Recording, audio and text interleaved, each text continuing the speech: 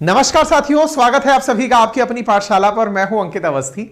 आप में से बहुत सारे लिसनर्स जो आज का ये सेशन सुन रहे हैं, संभवतया वो आज से पहले या मतलब अभी हमारा सेशन सुने और उसके बाद में भी संभवतया कश्मीर नहीं गए होंगे, और गए होंगे तो कुछ ही परसेंटेज में लोग होंगे जिन्होंने कश्मीर घूमा होगा। मैं वो हूं जो कईयों बार कश्मीर जा चुका हूं। अक्सर ऐसा होता है कि कश्मीर के बारे में जो मीडिया में दिखाया जाता है या फिर अंतर्राष्ट्रीय मंच पर जिस तरह की बात उठाई जाती है, कश्मीर बिल्कुल उससे उलट है। कश्मीर जाकर पता चलता है कि वहां पर जिस तरह से लोग रह रहे हैं, जिस तरह की खुशहाली है, जिस तरह से लोग अपने बिजनेस में, व्यापार में, टूरिज्म में बिजी हैं, उन्हें देख करके प्रतीत होता है कि यहां पर काफी हद तक दुनिया में जो दिखाया जाता है उससे उलट प्रकार की जगह है। ऐसी स्थिति में आतंकियों की जो घटनाएं इस शांति को नष्ट करने के लिए होती हैं, उनसे बचने के लिए वहां सेना का भारत के अन्य क्षेत्रों से अधिक दिखाई देना दिखता भी है। यानी कि आपको सेना रोड पर दिखती है, क्योंकि बहुत बार विदेशी ताकतों ने कश्मीर में अशांति फैलाने के प्रयास किए हैं। तो दुनिया के द्वारा जो परसीव्ड नोशन है टुवर्ड्स कश्मीर की, कश्मीर कैसा होगा, उसी पर कश्मीर की एक पत्रकार ने हाल ही में यूके में अपनी तरफ से स्टेटमेंट देते हुए लोगों को यह बयान दिया कि मेरी चिंता करना बंद करिए, कश्मीर के लोग खुश हैं और कश्मीर के लोग मलाला की तरह नहीं हैं। या फिर वो खुद पत्रकार मलाला नहीं है जो कि अपने देश को छोड़कर चली जाए, बिल्कुल वैसे ही जैसे नमस्कार दोस्तों, करंट न्यूज में आपका स्वागत है। आज का टॉपिक बहुत इंटरेस्टिंग होने वाला है, क्योंकि ये जम्मू कश्मीर की जो पत्रकार हैं उन्होंने खुद लंदन में जाके वहां अपना भाषण दिया, और साथ ही साथ जो पाकिस्तान की एक मलाया नाम से जो वहां पर लेडी है, अभी पहले तो वो पाकिस्तान में रहती थी, उसको पाकिस्तान में जो तालिबान है उन लोगों ने उसे पढ़ने नहीं दिया। उसके बाद से उसने बीबीसी को वो दिया था, इंटरव्यू दिया था, क्या मेरे को पढ़ने का अधिकार नहीं है। तब उसे बीबीसी के लोग उसको लंदन वगैरह ले गए थे, यूएस वगैरह ले गए थे। तो वो बहुत ही बड़ी अब एक पत्रकार या उसकी बातें दुनिया में अब सुनी जाती हैं, और वो अब जो अपनी बातें बोलती है वो जम्मू कश्मीर के बारे में बोलती है कि जम्मू कश्मीर में ये हो रहा है, वो हो रहा है। तो आज खुद एक जम्मू कश्मीर की लड़की ने उनको धोया है। तो ये वीडियो बहुत ज्यादा इंटरेस्टिंग होने वाला है। वीडियो को देखिए, लाइक कीजिए, सब्सक्राइब कीजिए, बेल आइकन दबाना बिल्कुल ना भूलें। जय श्री राम। वहां पर आतंकियों ने उनकी एजुकेशन को रोकने का प्रयास किया था, लेकिन मलाला ने अपनी एजुकेशन की बात बीबीसी को लिख करके दी। बीबीसी उन्हें उठाकर वहां से ले गई और अब वो फिलहाल यूके में रहती हैं।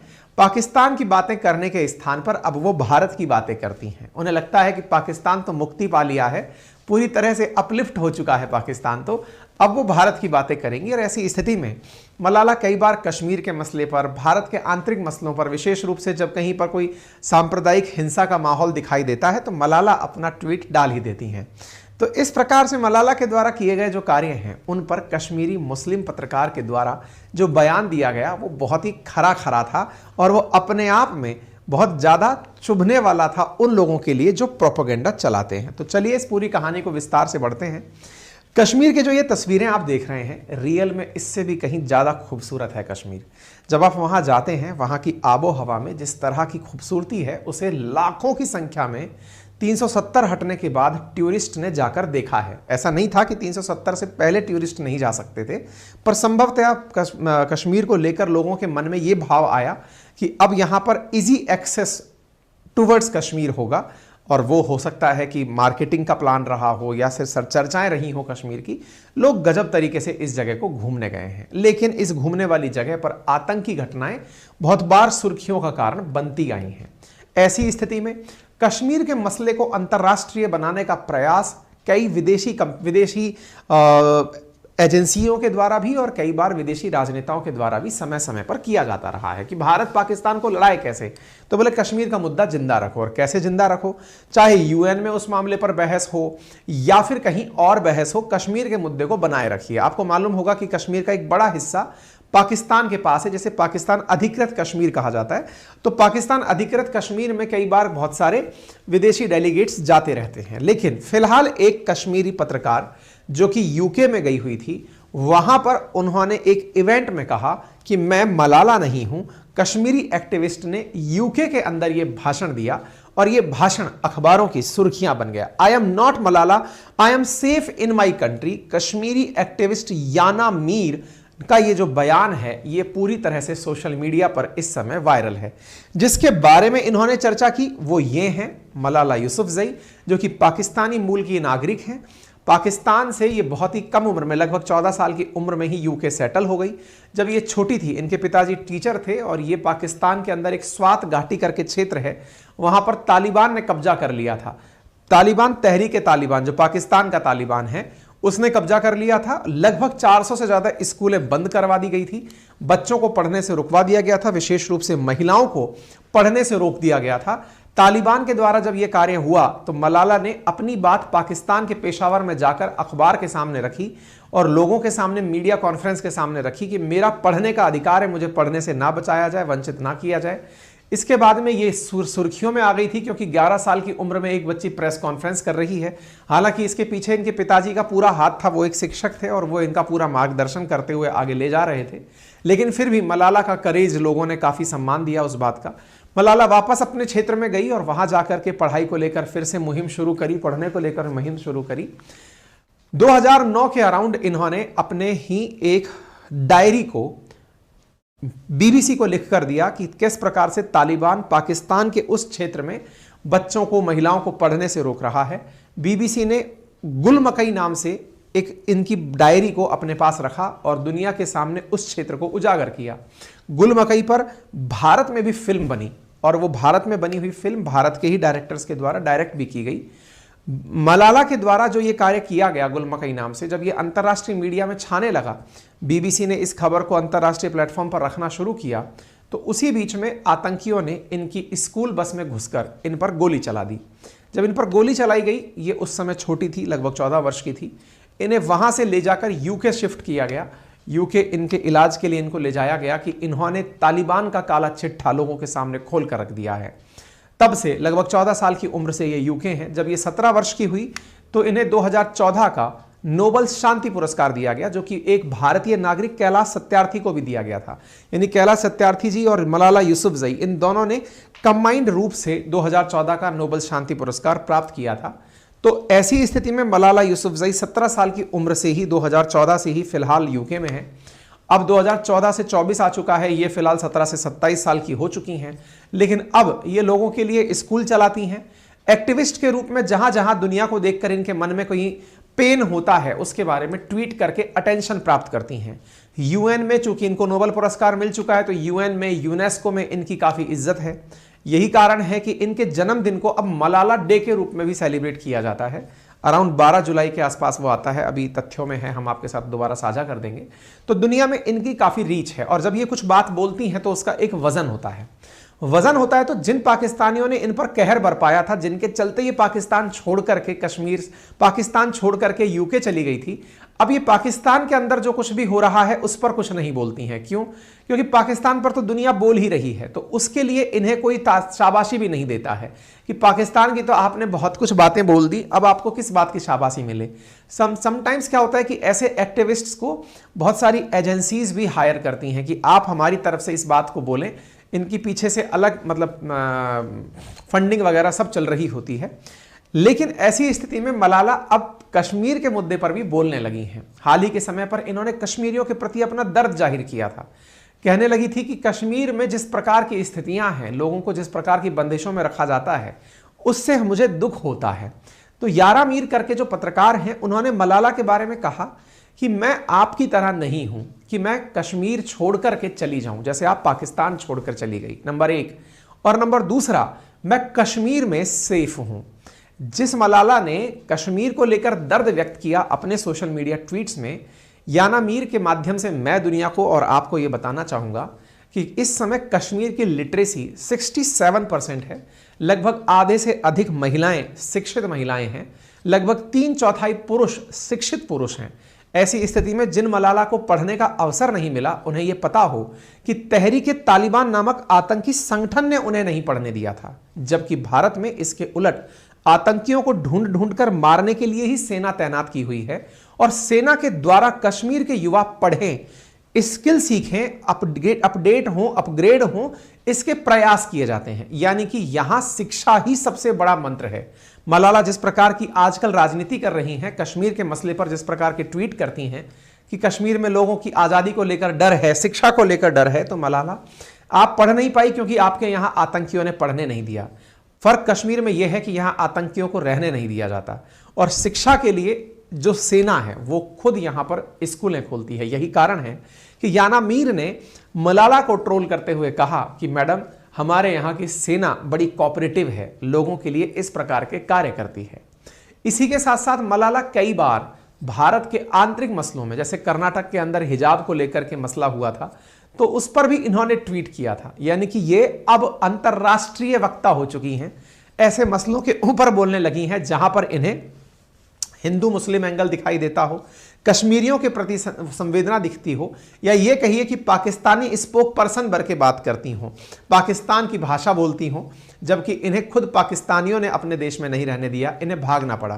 खैर कोई नहीं, इनको याना मीर का ही जवाब सुनना चाहिए जो उन्होंने दिया है। ठीक है, तो फिलहाल जिस जगह की बात कर रहे हैं हम, कश्मीर को मैप पर आप देखें तो इसका एक बड़ा क्षेत्र पीओके के नाम से इस समय पाकिस्तान के कब्जे में है, और कश्मीर का जो हिस्सा पाकिस्तानियों ने अपने कब्जे में लिया हुआ है, उसी को ध्यान में रखते हुए 2012 के अराउंड भारत ने एक संसद में प्रस्ताव पारित किया जिसमें यह कहा गया कि संपूर्ण कश्मीर भारत का अंग है। यही कारण है कि कश्मीर को ध्यान में रखते हुए यूके के अंदर एक सभा का आयोजन कराया गया था, जहां पर याना मीर अपने द्वारा बयान देते हुए कहती हैं कि मैं मलाला यूसुफजई नहीं हूं जिसे आतंकी खतरों की वजह से अपने देश से भागना पड़े।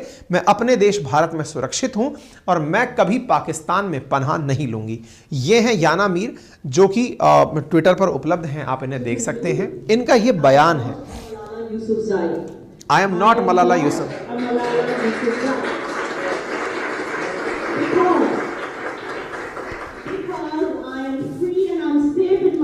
I am free and I am safe in my country. Kashmir is a pride of India. I will never need to run away from my homeland and seek refuge in your country. I will never run away from my Kashmir. और मैं तुम्हारे देश में कभी शरण नहीं लूंगी। इसके बाद में फिर इनके इस स्टेटमेंट को कि आई एम नॉट ए मलाला ऐसे करके बहुत सारे लोगों ने ट्वीट किया और इनको बधाइयां प्रेषित की कि आपने इस तरह से अपनी बात रखी। कश्मीर के सामने जो प्रोपेगेंडा कश्मीर के नाम पर दुनिया में चलाया जाता है, उन्हें मुंहतोड़ जवाब दिया। मीर ने साफ कहा कि मलाला भारत को बदनाम करने की कोशिशें कर रही हैं। ये टूल किट सदस्य हैं। टूल किट सदस्य का मतलब प्रोपेगेंडा को विकसित करने के लिए कुछ एजेंडा सेट करने वाले लोग हैं, जो इस प्रकार से कुछ ज्ञान, मतलब ऐसे लोगों से ट्वीट करवाते हैं जिनकी तरफ दुनिया का ध्यान तुरंत जाता है। जैसे भारत में जब किसान आंदोलन हो रहे थे तो ग्रेटा थनबर्ग ने, जिनका कोई लेना देना नहीं है, बालक हैं, बालक के नाते उन्होंने पर्यावरण पर कभी ना कभी कोई भाषण दिए थे, एक्टिविस्ट बनी थी, लोगों के मध्य में उनको सम्मान मिला, लेकिन वो अपने उस सम्मान का उपयोग दुनिया में कहीं पर भी कोई मसला चल रहा है उस पर बयान देने के लिए करने लगी। उसका परिणाम यह निकला कि लोगों को तत्काल प्रभाव से कि ग्रेटा थनबर्ग ने ऐसा बोला है या मलाला यूसुफजई ने ऐसा बोला है, तो अंतरराष्ट्रीय कवरेज मिलता है कि अच्छा उसने ऐसा कहा है। ऐसा होने से उस मामले को अंतरराष्ट्रीय रीच मिलने लगती है, और अंतरराष्ट्रीय रीच पाने के लिए ही कुछ लोग इन लोगों का उपयोग करते हैं। उपयोग करते समय जिस प्रकार की ड्राफ्ट का, स्क्रिप्ट का यूज किया जाता है, या जिस प्रकार के प्रोपेगेंडा को प्रसारित करने के लिए प्रॉपर एक प्रोसेस को फॉलो किया जाता है, उन्हें जनरली टूल किट हाउस बोला जाता है, टूल किट सदस्य बोला जाता है। ठीक है ना। कश्मीरी पत्रकार ने कहा कि मैं आपसे अपील करती हूं कि धर्म के आधार पर भारतीयों का ध्रुवीकरण करना बंद करें, हिंदू मुसलमान करना बंद करें, इससे हमें तोड़ा नहीं जा सकता। मुझे उम्मीद है कि ब्रिटेन और पाकिस्तान में रहने वाले लोग अंतर्राष्ट्रीय मीडिया और अंतर्राष्ट्रीय मानवाधिकार मंचों पर मेरे देश को बदनाम करना बंद कर देंगे। आतंकवाद की वजह से हजारों कश्मीरी माओं ने अपने बेटों को खोया है। अब कश्मीरी समुदाय को शांति से रहने दिया जाए। ये हैं याना मीर, जिनका ये बयान है, और जिनके साथ ये खड़ी हैं, ये वो सांसद हैं, बॉब्स करके, ये वो सांसद हैं यूके के, जिन्होंने अयोध्या मंदिर के ऊपर बीबीसी की कवरेज को लेकर के यूके की संसद में मामला उठाया था। आपको याद होगा, यूके के ये सांसद हैं, एमपी हैं। इन्होंने अपने स्तर पर, इनका नाम है बॉब ब्लैकबर्न, बॉब ब्लैकबर्न ने भारत के पक्ष में यूके की संसद में बयान देते हुए कहा था कि बीबीसी ने क्यों राम मंदिर को लेकर के एक तरफा बयानबाजी की थी। तो इन्हीं बॉब ब्लैकबर्न के साथ में आपको याना मीर दिखाई दे रही हैं, जो कि भारत के लिए, भारत के बाहर अपनी वकालत कर रही हैं, बात रख रही हैं। और पाकिस्तान मतलब कश्मीरी पत्रकार ने भारतीय सेना की तारीफ भी की। इसके चलते हुए लंदन में चल रहे जम्मू कश्मीर के अंदर विविधता को बढ़ाने के लिए इन्हें डाइवर्सिटी एम्बेसडर अवार्ड से भी सम्मानित किया गया। डाइवर्सिटी एम्बेसडर अवार्ड 22 फरवरी 1994 से भारतीय संसद में जब दोनों हाउसेस के अंदर सर्वसम्मति से एक प्रस्ताव पारित किया गया था जिसमें जम्मू कश्मीर का पूरा क्षेत्र भारत का अभिन्न अंग माना गया था, उसके मतलब उस कालक्रम के चलते 22 फरवरी को ही सेलिब्रेट किया जाता है और उसी क्रम में इन्हें इस प्रकार का यह अवार्ड दिया गया है। ठीक है, तो आप यहां पर देख सकते हैं इन्होंने बकायदा बताया कि इन्हें डाइवर्सिटी एम्बेसडर अवार्ड मिला है। नाम है इनका याना मीर। यूके के पार्लियामेंटेरियंस जिनमें से ब्लॉक बैन ये सब उपस्थित थे और इनकी प्रेजेंस में इन्हें यह अवार्ड दिया गया है। ठीक है ना, तो आप देख सकते हैं इसको किसके द्वारा जारी किया गया, जम्मू कश्मीर स्टडी सेंटर के द्वारा, जो कि एक थिंक टैंक है, उसके द्वारा यह आयोजित कराया गया था। यहां पर वो लोग भी उपस्थित थे जो कि पाक अधिकृत कश्मीर से भागकर शरण लेकर के पाकिस्तान के पीड़ाओं से शरण लेकर के इस समय ब्रिटेन में शरण लिए हुए हैं, वो लोग भी इस मीटिंग में प्रेजेंट थे और उन लोगों ने भी पाकिस्तान की यातनाओं का जिक्र किया। यातनाओं के बारे में मैंने पहले भी बताया है कि पाक अधिकृत कश्मीर के लोगों ने डिमांड की है कि उन्हें कारगिल का रूट खोलकर दे दिया जाए ताकि वो भारत जा सकें। यानी कि पाक अधिकृत कश्मीर में, यानी कि पाकिस्तान ने जिस हिस्से को खुद के कब्जे में ले रखा है, जो स्वर्ग का हिस्सा है, उसे भी उन्होंने नर्क बना रखा है। तो उसको लेकर के कई बार इस तरह का सेशन हमने पहले भी किया है, आप चाहें तो उसे देख भी सकते हैं।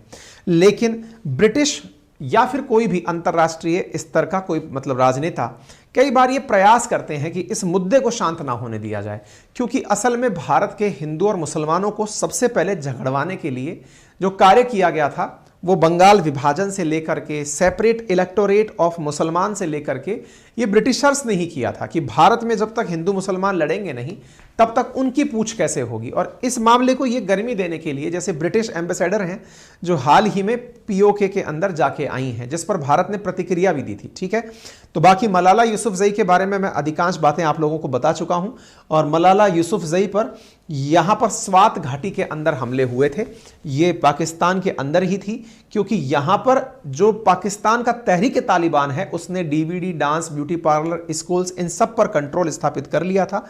मलाला उस समय 11 साल की थी और उनके ऊपर ये सब बातें मैं आपको बता चुका हूं। ठीक है ना, गुल मकई नाम से इन्होंने एक पुस्तक लिखी थी जिसके ऊपर ये तो सब मैं आपको बता ही चुका हूं। ठीक है साहब, तो उम्मीद है कि आप सभी साथियों को सारी जानकारी अच्छे से समझ में आ गई हो। अगर जानकारी समझ में आ गई हो तो सेशन को साझा कीजिएगा साथियों के साथ में, और चैनल पर नए हैं तो चैनल को सब्सक्राइब करिएगा। 12 जुलाई इनके जन्मदिन के ऊपर वर्ल्ड मलाला डे मनाया जाता है, जुलाई 12 को मनाया जाता है। ये जानकारी मैं आपको अब तक दे चुका हूं। ठीक है साहब, चलिए साहब, फिलहाल के लिए इतना ही। अपना ख्याल